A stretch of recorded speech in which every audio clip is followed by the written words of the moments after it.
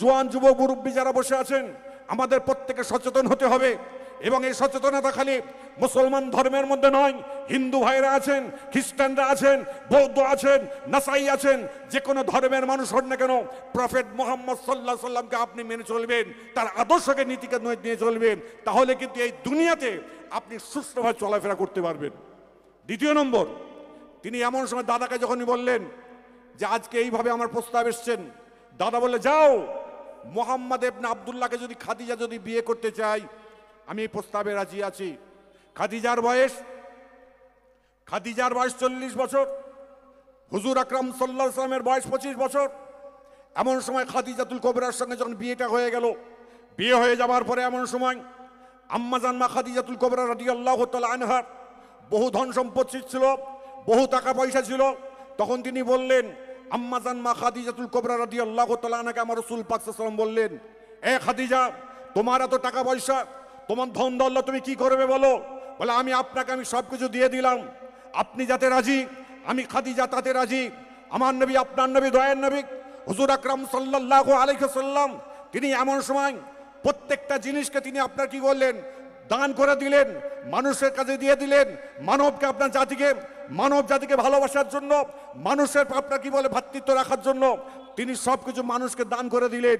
দান করে দিবার পরে আম্মাজান মা খাদিজাতুল কুবরা রাদিয়াল্লাহু তাআলা আনহা তিনি যে কত বড় আদর্শবান ছিলেন, কত যে মানবতার মানুষ ছিলেন, খাদিজাতুল কুবরাকে আমার রাসূল পাক সাল্লাল্লাহু আলাইহি ওয়াসাল্লাম বললেন, এ খাদিজা, আমি যদি দান করে দিই, আমি যদি সব কিছু খায়রাত করে দিই, আমি যদি মানুষকে বিলিয়ে দিই, তুমি কি আমার কাছে থাকবে? বলে, আপনার কি বলে মুহাম্মদ ইবনে আব্দুল্লাহ, আপনি শুনে রেখে দিন, আপনি যত যাই বলুন না কেন, আপনি এত বড় আদর্শবান, আমার টাকা আমার লাগবে না, আমার পয়সা আমার লাগবে না, আপনার আদর্শটা হলো আমার জন্য যথেষ্ট। তারই জন্য তিনি আম্মাজান মা খাদিজাতুল কুবরা রাদিয়াল্লাহু তাআলা আনহার কাছে তিনি এমন সময় তিনি আম্মাজান মা খাদিজাকে তিনি ভালোবাসতে রইলেন। তিনি আস্তে আস্তে সমাজকে বাড়াতে রইলেন, ইসলামটাকে বাড়াতে রইলেন। এমন সময় আম্মাজান মা খাদিজাতুল কুবরা রাদিয়াল্লাহু তাআলা আনহা তিনি দুনিয়া থেকে বিদায় নেবেন। এমন সময় একদিন আলোচনা করছেন, কথাবার্তা বলতে বলতে আম্মাজান মা খাদিজাতুল কুবরা রাদিয়াল্লাহু তাআলা আনহা তিনি এমন সময় বলে উঠলেন যে, আপনার কি বলে, এই মুহাম্মদ ইবনে আব্দুল্লাহ, আপনার সঙ্গে আলোচনা করতে গিয়ে আমার একটা কথা মনে পড়ে গেছে। বলে, আমার রাসূল পাক সাল্লাল্লাহু আলাইহি ওয়াসাল্লাম বলেছিলেন, খাদিজা তুমি কি চাও? বলে, শুনে রেখে দিন, আমার আল্লাহ পাক কোরআনের মধ্যে বলে দিয়েছেন, বিসমিল্লাহির রহমানির রহিম, কুল্লু নাফসিন যায়কাতুল মউত, মউত বারহাক, মউতের স্বাদ প্রত্যেকটা মানুষকে চাখতে হবে। এই মুহাম্মদ ইবনে আব্দুল্লাহ হুজুর আকরাম সাল্লাল্লাহু আলাইহি ওয়াসাল্লামকে বলছেন, আমার মউতটা কেমন হবে বড় চিন্তার মধ্যে আছি। সঙ্গে সঙ্গে আমার রাসূল পাক সাল্লাল্লাহু আলাইহি ওয়াসাল্লাম বললেন, খাদিজা তুমি কি চাও? তুমি কি চাও? তুমি তো মহিলাদের মধ্যে সর্বপ্রথম তুমি ঈমান এনেছো, তুমি কি চাও? বলে, আমার মউতটা কেমন হবে আমি খুব চিন্তার মধ্যে আছি। বলে, তুমি চাইছো কি? বলে, আমি যখন দুনিয়া থেকে বিদায় নেব, আমাকে গোসল দেওয়া হবে, আমাকে কাফন পরানো হবে, কাফনের সঙ্গে আপনার মাথার পাগড়ি মোবারকটা চাই। সঙ্গে সঙ্গে রাসূল পাক সাল্লাল্লাহু আলাইহি ওয়াসাল্লাম বললেন, খাদিজা তুমি কোনো চিন্তা করো না, আমি রাসূলুল্লাহ দুনিয়াতে থাকি বা নাই থাকি, আমার মাথার পাগড়ি তোমার কাফনের সঙ্গে দেওয়া হবে। খাদিজা তুমি আর কি চাও? যে নবী আমাদের বিশ্ব জগতে, বিশ্ব মানুষের মাঝে একটা রেখা রেখে গেছে, সেটা হচ্ছে কি না সাধনা। সাধনার তরে রেখে যাও মোরে জগতে আলোড়ন করে। তা বিশ্বনবী এমন সাধনার পথ রেখে গেছেন যে কোরআন, বাইবল, যেখানে যত ধর্মগ্রন্থ আছে সব ধর্মগ্রন্থের মধ্যে তার রূপ বিরাজমান।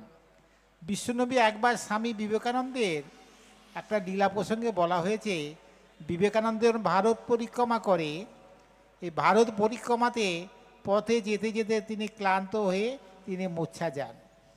তা তিনি কী করলেন, পীরজাদা সাহেবের রূপ ধারণ করে তার কাছে এসে বললেন, স্বামীজি কি অসুস্থ? স্বামীজি মূর্ছা গেছে, স্বামীজি কোনো চৈতন্য জ্ঞান নেই। বলছে, দেখো আমার ব্যাগে কিন্তু একটা ক্ষীরাই আছে, ওই ক্ষীরাইয়ের রসটা যদি স্বামীজির মুখে দেওয়া যায়, স্বামীজি চৈতন্য জাগরিত হবে। ঠাকুরের গানে বলেছে, আমার চেতনা চৈতন্য করে দে মা চৈতন্যময়ী। স্বামীজির গালে যখন ওই ক্ষীরাইয়ের রসটি দেওয়া হলো, স্বামীজি চোখটি মিলে দেখলেন কে না বিশ্ব নবীজি। বললেন, আপনি আমাকে কৃপা করলেন। বলে, কৃপা আমি করি না, পরম কেন্দ্রময় কর্তা আল্লাহ কৃপা করে রেখেছে, তোমার জন্য করে রেখেছে হিন্দু ধর্মের জন্যে, আমার জন্য করে রেখেছে ইসলাম ধর্মের জন্যে। সব ধর্মের মূল কিন্তু এক। কেন আমি এক বলবো? আমি কিন্তু একজন ক্যান্সার পেশেন্ট ছিলাম। আমি দীর্ঘ 3 বছর ধরে লড়াই করেছি মৃত্যুর সঙ্গে। আমার পাশে কিন্তু হিন্দু ভাইয়েরা যত না পৌঁছেছে, ইসলাম ভাইয়েরা আমার পাশে একবার ছাড় পোকার মতো পৌঁছে গেছে। আমার পেছনে 16 লক্ষ টাকা খরচা হয়েছে, তারা কারা দিয়েছে জানো? ইসলাম ভাইয়েরা। এই যে আজকে রক্তদান শিবির কালকে হয়েছিল, আমার ব্লাড লেগেছিল 5 বোতল, কারা দিয়েছে না? ইসলাম ভাইরা। তার ব্লাড দিয়ে, অর্থ দিয়ে আমাকে বাঁচিয়ে দিয়েছে। কেন না, আমাদের ইসলাম ধর্মে কিছু কাজ আছে যেগুলো হিন্দু ধর্মের ভাই প্রচার করবে। আজকে আমি বিশ্ব বাংলার মধ্যে সারা ভারতবর্ষের প্রতিটা প্রান্তে হিন্দু, মুসলমান, খ্রিস্টান, বৌদ্ধ, জৈন সব ধর্মের মধ্যে এই সম্প্রীতির বার্তা বয়ে বেড়াই। আমি চাই যে একই বৃন্তে দুটি কুসুম, হিন্দু মুসলমান আমরা ভাই ভাই মিলেমিশে থাকি। আমরা একই বোতল জল খাই, কেউ বলে ইসলাম জল খাচ্ছে, কেউ বলে হিন্দু জল খাচ্ছে। একই পাতে খাবার খাই, কেউ বলে হিন্দু খাবার খাচ্ছে, বলে ইসলাম খাবার খাচ্ছে। একই বিছানায় আমরা শয়ন করি। কাজে আমাদের মধ্যে মেলবন্ধন এমনই যে এই মেলবন্ধন সারা বিশ্বের মধ্যে বিরাজমান। আমরা সবার মধ্যে দেখেছি এই মেলবন্ধন যদি আমরা রাখতে পারি, ভারতবর্ষে একটা সম্প্রীতির বার্তা বজায় থাকবে। এই বলে বক্তব্য শেষ করলাম। হরি ওম তৎসৎ।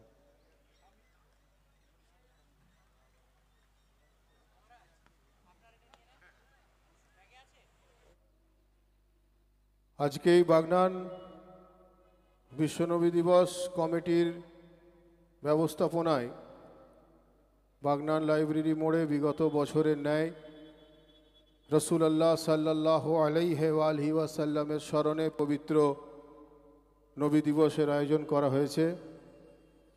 মঞ্চে উপস্থিত আছেন এলাকার বিধায়ক মাননীয় অরুণাভ সেন মহাশয় সহ আরও বহু বিশিষ্ট উপস্থিত ছিলেন। বিভিন্ন বিশিষ্ট ব্যক্তিবর্গরা উপস্থিত আছেন। এই এলাকার যারা না থাকলে আজকের এই বিশ্ব নবী দিবস সকলের মাঝখানে করা সম্ভব হতো না, অর্থাৎ আপনারা সকলকে আমার আন্তরিক ভালোবাসা শ্রদ্ধা জানিয়ে কয়েকটা কথা।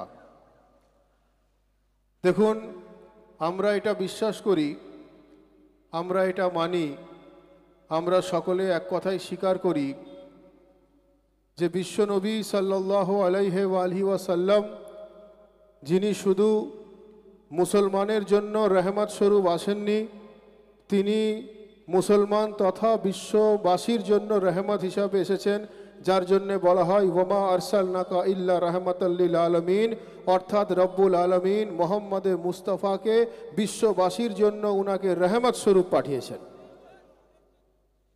যদি উনি বিশ্ববাসীর জন্য দোয়া হিসাবে আসেন, আশীর্বাদ হিসাবে আসেন, রহমত হিসাবে আসেন, মানুষকে সাহায্য করনেওয়ালা হিসাবে আসেন, তো এটা আমাদেরকে স্বীকার করে নিতে হবে যে এই বিশ্বে আমরা যারা বাস করি সকলের জন্য উনি যেহেতু রহমত, অর্থাৎ উনি মুসলমানের জন্য রহমত, উনি হিন্দু ভাইদের জন্য রহমত, উনি খ্রিস্টানের জন্য রহমত, উনি জৈনের জন্য রহমত, উনি ইসাইয়ের জন্য রহমত, উনি পাঞ্জাবির জন্য রহমত, উনি বুদ্ধিস্টের জন্য রহমত, উনি সকলের জন্য রহমত হিসাবে পৃথিবীর বুকে এসেছেন, যার জন্যে ভাই আমরা প্রত্যেকে উনার টানে এখানে এসে উপস্থিত হয়েছি।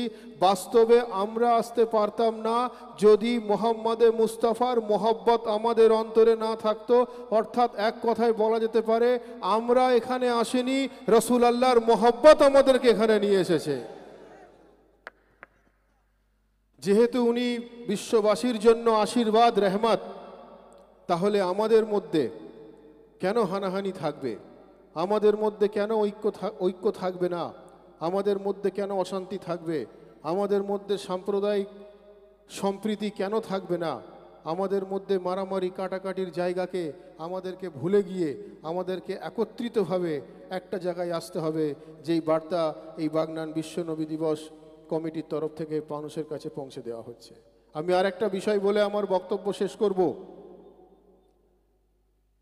ভাই দেখুন, লক্ষ্য করে কালমা আমরা সকলেই যারা পড়ি, পড়ার অর্থ যেমন মুসলমান, তেমন তার থেকে বড় ব্যাপার সেটার প্রতি ঈমান আনার নাম হলো মুসলমান। অর্থাৎ কালমা যেমন পড়তে হবে, তার সঙ্গে সঙ্গে সেটার প্রতি ঈমানও আনতে হবে, সেটাকে প্র্যাকটিসও করতে হবে এবং তার গভীরে গিয়ে আমাদেরকে পৌঁছাতে হবে। বলুন সুবহানাল্লাহ। আজকে যারা আমরা এখানে এসে উপস্থিত হয়েছি, আমরা শুধু মুসলমান মুখে বললে হবে না, আমাদেরকে মুসাল্লে ঈমানের পরিচয় আমাদের কর্মের মধ্য দিয়ে তুলে ধরতে হবে। তবেই আমরা সঠিক অর্থে মুসলমান হতে পারবো, তবেই আমরা সঠিক অর্থে মুসাল্লে ঈমান হতে পারবো।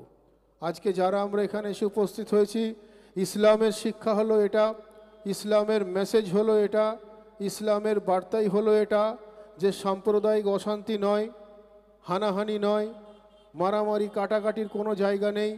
অর্থাৎ একদম পরিষ্কার স্পষ্টভাবে আমরা এই বার্তা মানুষের কাছে তুলে দিই যে রসুলে খোদা যদি আমাদের সকলের জন্য, আমাদের সকলের উদ্দেশ্যে রহমত স্বরূপ আসেন, তো আমরা রহমতের বার্তা মানুষের কাছে তুলে দিই।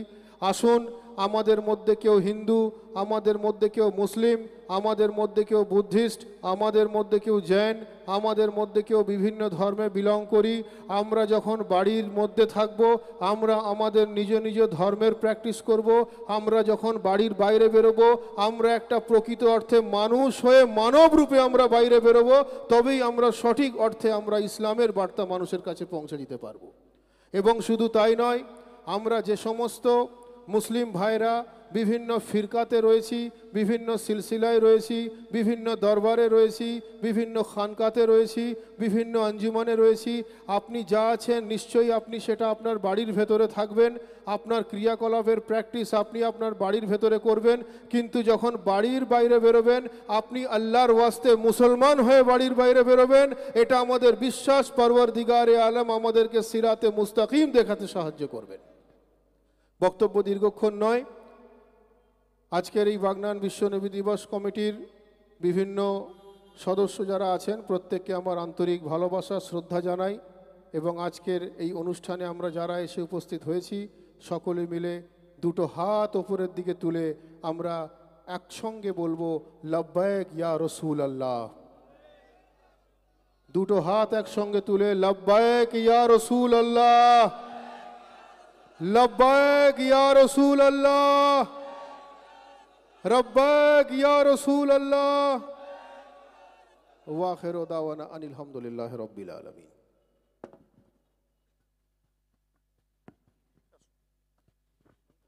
অসংখ্য ধন্যবাদ, কৃতজ্ঞতা জানাই জনাব সৈয়দেনা ও মৌলানা